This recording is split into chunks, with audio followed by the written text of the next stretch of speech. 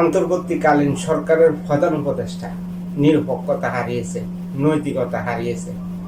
নিরপেক্ষ না থেকে এখন এনসিপি আর জামাত ইসলামের পক্ষ নিয়েছে।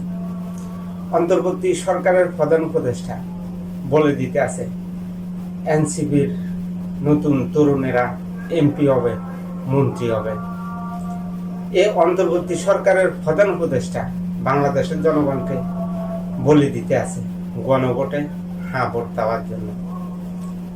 অন্তর্বর্তী সরকারের দায়িত্ব হলো নির্বাচনের আয়োজন করা। বাংলাদেশের জনগণ সিদ্ধান্ত নেবে কি গণভোটে না ভোট দিবে না হ্যাঁ ভোট দিবে। এই অন্তর্বর্তীকালীন সরকারের প্রধান উপদেষ্টা দুর্নীতির তদন্ত করার জন্য বাংলাদেশের জনগণকে বলবো গণভোটে না ভোট দেওয়ার জন্য। এনসিপির নেতা কর্মীদের দুর্নীতির তদন্ত করার জন্য, গণভোটে না ভোট দেওয়ার জন্য। আপনি যদি হ্যাঁ ভোট দেন, এই অন্তর্বর্তীকালীন সরকারের প্রধান উপদেষ্টার দুর্নীতি ধামাচাপা পড়ে যাবে, এনসিপি নেতা কর্মীদের দুর্নীতি ধামাচাপা পড়ে যাবে।